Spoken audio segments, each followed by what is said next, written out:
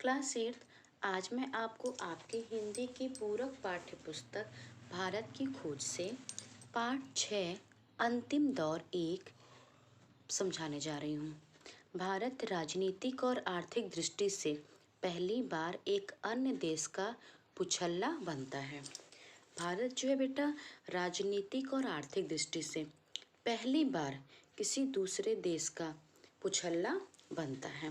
भारत में अंग्रेजी राज की स्थापना उसके लिए एकदम नई घटना थी, जिसकी तुलना किसी और राजनीतिक अथवा आर्थिक परिवर्तन से नहीं की जा सकती। भारत पहले भी जीता जा चुका था, लेकिन ऐसे आक्रमणकारियों द्वारा जो उसकी सीमाओं में आकर बस गए और अपने को भारत के जीवन में शामिल कर लिया। बेटा, भारत में अंग्रेजी राज की जो स्थापना थी, जो अंग्रेजी राज्य आया, प्रभुत्व उसने अपना किया और स्थापना की, तो ये भारत के लिए क्या थी? एकदम नई घटना थी। और इसकी तुलना बेटा राजनीतिक और आर्थिक परिवर्तन से नहीं की जा सकती है।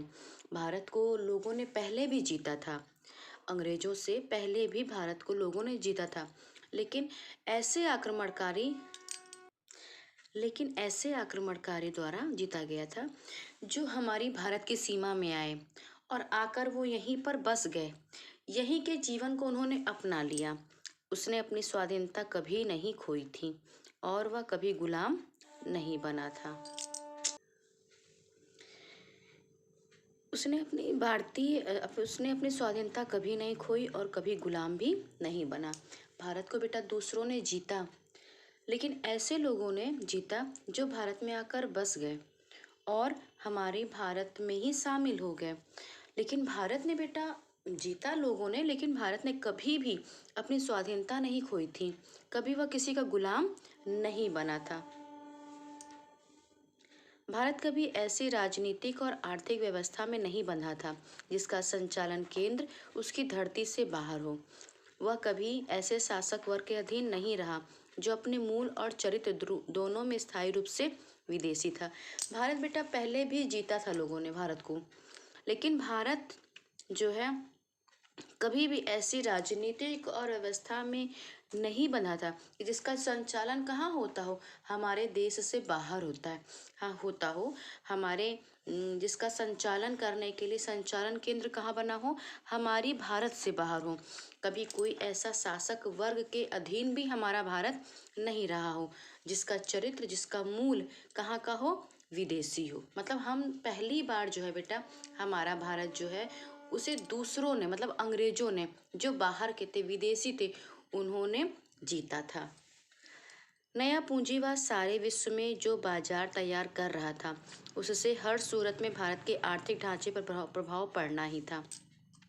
लेकिन जो परिवर्तन हुआ वह स्वाभाविक नहीं था और उसने भारतीय समाज के पूरे आर्थिक और संरचनात्मक आधार का विघटन कर दिया। बेटा जो नया पूंजीवाद तैयार हो रहा था, बाजार जो तैयार हो रहा था, हर स्थिति में वो हमारे आर्थिक ढांचे पर प्रभाव डाल रहा था।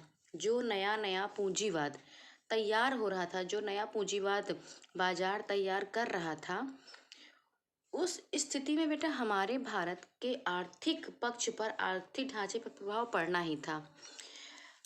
भारतीय समाज के पूरे आर्थिक और संरचनात्मक आधार का विघटन कर दिया। यह ऐसी व्यवस्था थी जिसका संचालन बाहर से होता था। ये पूंजीवाद का संचालन, जो भी संचालन बेटा हमारे भारत के लिए होते थे, वो सारे हमारे भारत से बाहर ही होते थे, जो उस पर लाद दी गई थी। भारत ब्रिटिश ढांचे का औपनिवेशिक और खेतिहर पुछल्ला बनकर रह गया। इस तरह से भारत बेटा हमारा जो है आर्थिक दृष्टि से जो है ब्रिटिश ढांचे का ही एक पुछल्ला बनकर रह गया। अंग्रेजों ने अपने अंग्रेजी नमूने का अनुसरण करते हुए बड़े जमींदार पैदा किए। उनका लक्ष्य था लगान के शक्ल में अधिक से अधिक रुपया जल्दी से जल्दी इकट्ठा किया जाए। इसलिए एक ऐसे वर्ग को पैदा करना जरूरी समझा गया जिसके स्वार्थ अंग्रेजों के स्वार्थ से अभिन्न हो। अंग्रेजों ने बेटा अंग्रेजी नमूने का ही अनुसरण किया और करते हुए उन्होंने जमींदार पैदा किए और उन जमींदारों का एकमात्र लक्ष्य था कि लगान के रूप में लगान के रूप में अधिक से अधिक पैसा लिया जाए, इकट्ठा किया जाए। इसलिए एक ऐसे वर्ग को पैदा करना जरूरी समझा गया जो क्या हो, जिसका स्वार्थ अंग्रेजों के स्वार्थ से अलग हो। अब आइए बेटा पेज नंबर 93 पर। ब्रिटिश शासन। ब्रिटिश शासन ने इस तरह अपनी स्थिति को सुदृढ़ किया। ब्रिटिश शासन ने इस तरह से अपनी स्थिति को सुदृढ़ किया। इस व्यवस्था में जमींदार थे, राजा थे और सरकार के विभिन्न महकमों में पटवारी, गांव के मुखिया से लेकर ऊपर तक कर्मचारियों की बहुत बड़ी संख्या थी। ब्रिटिश शासन ने अपनी स्थिति को मजबूत करने के लिए बेटा उसने क्या किया, मजबूत किया अपनी स्थिति को मजबूत किया। और इसके लिए बेटा उसने जमींदार, राजा और सरकार के विभिन्न महकमों में पटवारी, गांव के मुखिया से लेकर ऊपर तक के कर्मचारियों की एक बहुत बड़ी संख्या थी। सरकार के दो खास महकमे थे, पहला था बेटा मालगुजारी और दूसरा था पुलिस। ये सरकार के दो महकमे थे। इन दोनों के ऊपर हर जिले का में कलेक्टर तथा जिला मजिस्ट्रेट होता था, जो शासन की धुरी रहता था। इस तरह भारत को साम्राज्यवादी उद्देश्यों के लिए बिना कुछ भुगतान किए अड्डे की तरह इस्तेमाल तो किया ही, इसके अलावा उसे इंग्लैंड में ब्रिटिश सेना के एक हिस्से का प्रशिक्षण खर्च उठाना पड़ता था। इस राशि को कैपिटेशन चार्ज कहा जाता है। वास्तव में भारत को ब्रिटेन के हर तरह के दूसरे खर्चे भी उठाने पड़ते थे। भारत को बेटा उन्होंने एक साम्राज्यवादी उद्देश्य के लिए बिना कुछ भुगतान किए ही एक अड्डे की तरह से वह प्रयोग कर रहा था। इसके साथ ही साथ बेटा इंग्लैंड में ब्रिटिश सेना के एक बड़े हिस्से के प्रशिक्षण खर्च के लिए, ये बेटा इम्पोर्टेंट है क्योंकि आपका ये एक उत्तर है, कैपिटेशन चार्ज। जब बेटा प्रशिक्षित किया जाता था, सेना को प्रशिक्षण के लिए एक खर्च उठाना पड़ता था। ब्रिटिश सेना के एक हिस्से को प्रशिक्षित करने के लिए, उन्हें प्रशिक्षण देने के लिए खर्च उठाना पड़ता था और इस राशि को कैपिटेशन चार्ज कहा जाता था। वास्तव में भारत को ब्रिटेन के हर तरह के दूसरे खर्चे भी उठाने पड़ते थे। 19वीं शताब्दी के दौरान भारत में ब्रिटिश राज इतिहास से किसी भी भारतीय को निश्चित रूप से मायूसी होगी और क्रोध भी आएगा।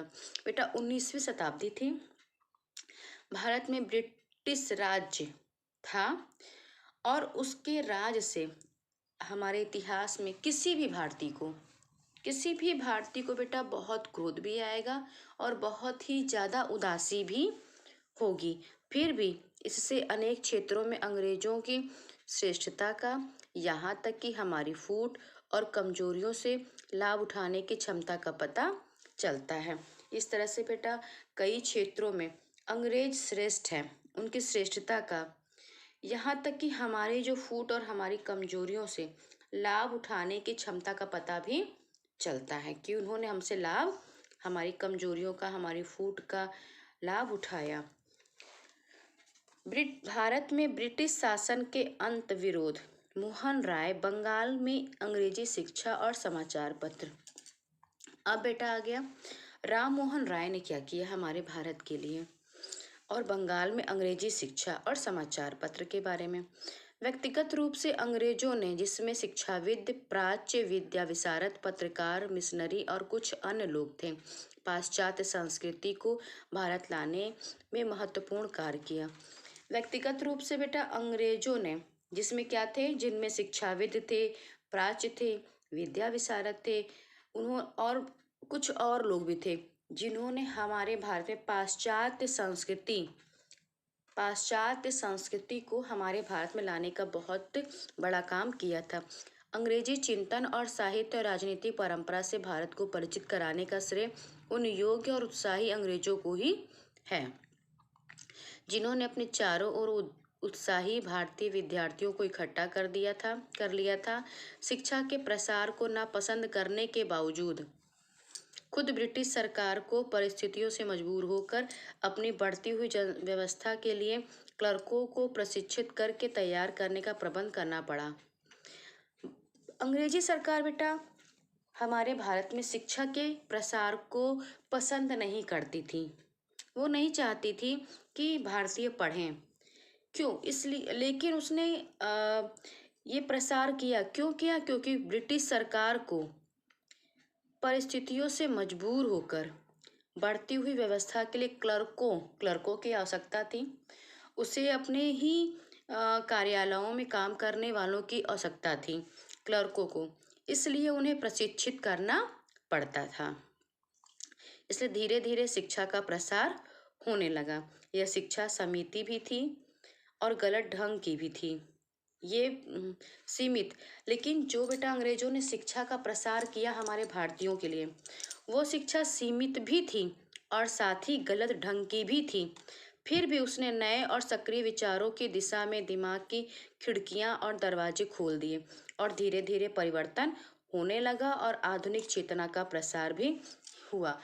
जो शिक्षा अंग्रेजों द्वारा मिली, वो बेटा नहीं चाहते थे कि शिक्षा का प्रसार हो, लेकिन उसको नापसंद करने के बाद भी ब्रिटिश सरकार ने क्या किया? परिस्थितियों से मजबूर होकर बढ़ती हुई व्यवस्था के लिए क्लर्कों को प्रशिक्षित करके तैयार करने का प्रबंध करना पड़ा, क्योंकि उसको बेटा अपने विभागों में पढ़े लिखे लोगों की आवश्यकता थी।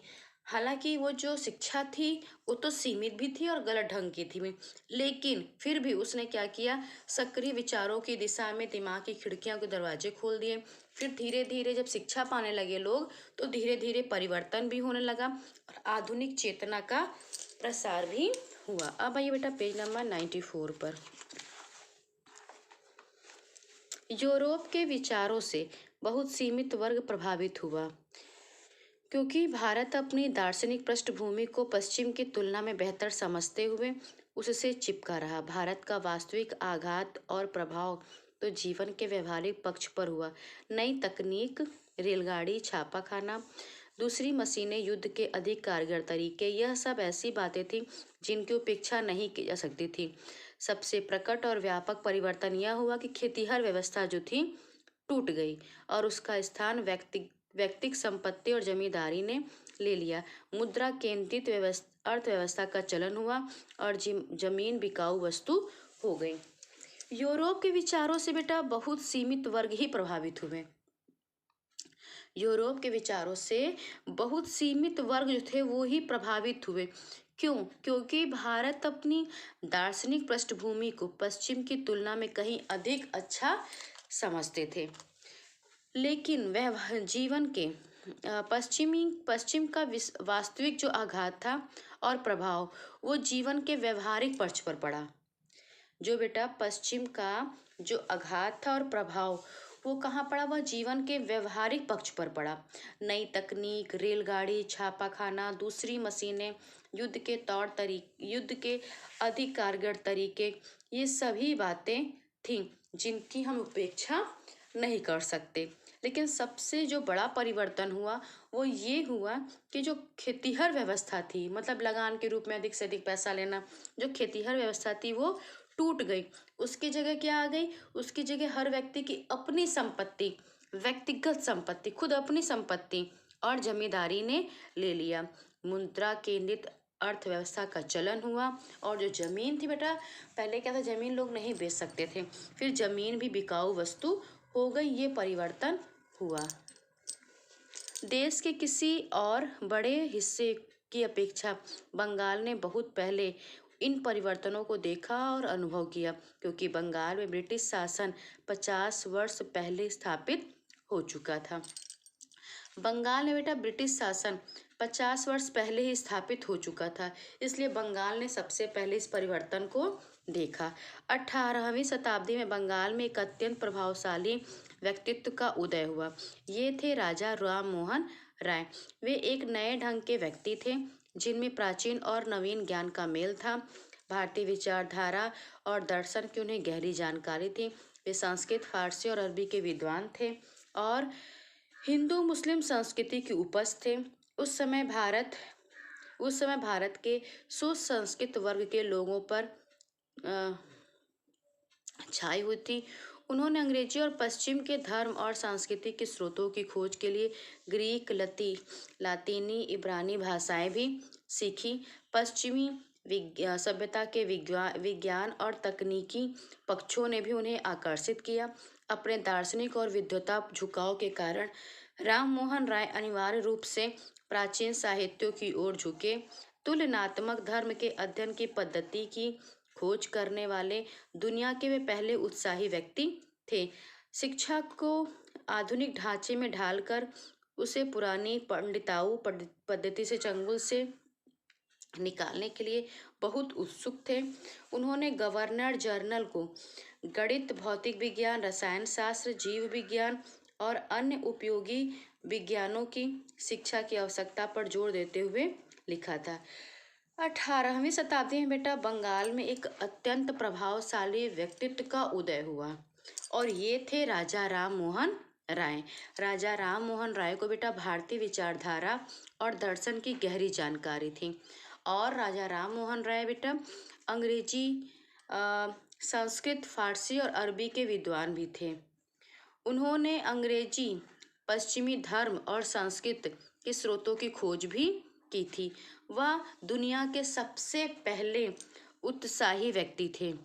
शिक्षा को आधुनिक सांचे में ढालकर उन्होंने उसे पंडिताओं पद्धति के चंगुल से निकाला था। मतलब कि शिक्षा में उन्होंने बहुत अधिक विकास किया था। राजा राम मोहन राय ने बेटा शिक्षा के क्षेत्र में बहुत अधिक विकास किया था।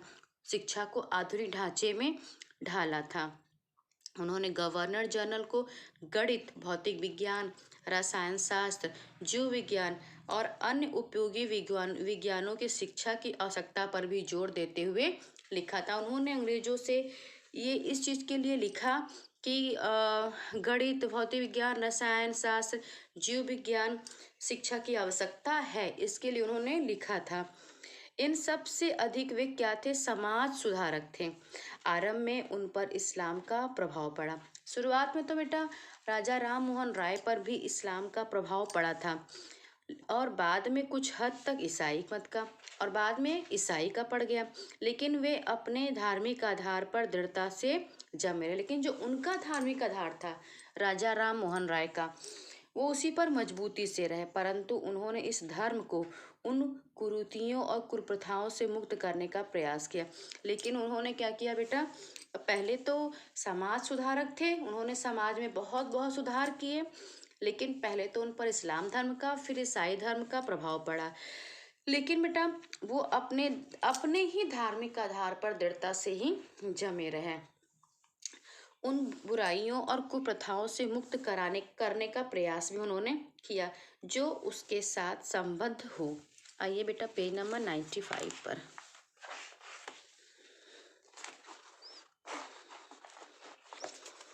ब्रिटिश सरकार ने सती प्रथा पर रोक उन्हीं के आंदोलनों के कारण लगाई थी।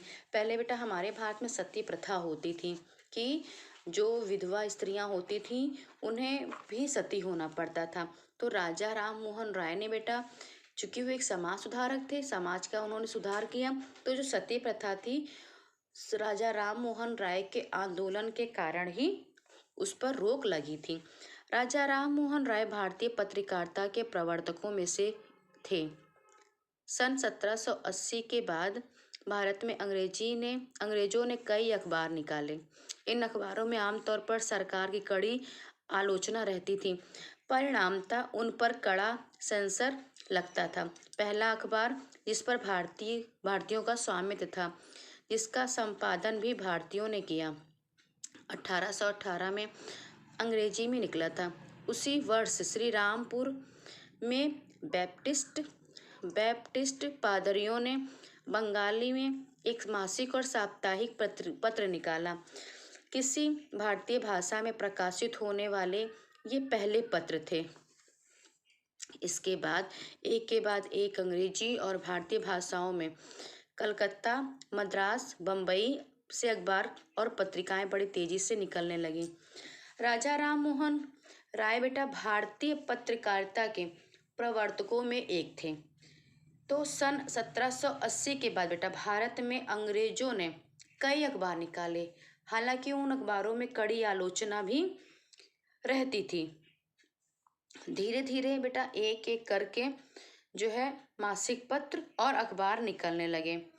एक के बाद एक अंग्रेजी और भारतीय अखबारों में भारतीय भाषा में, मतलब इसके बाद एक अंग्रेजी और भारतीय भाषाओं में कलकत्ता, मद्रास, बम्बई से अखबार और पत्रिकाएं बड़ी तेजी से निकलने लगी।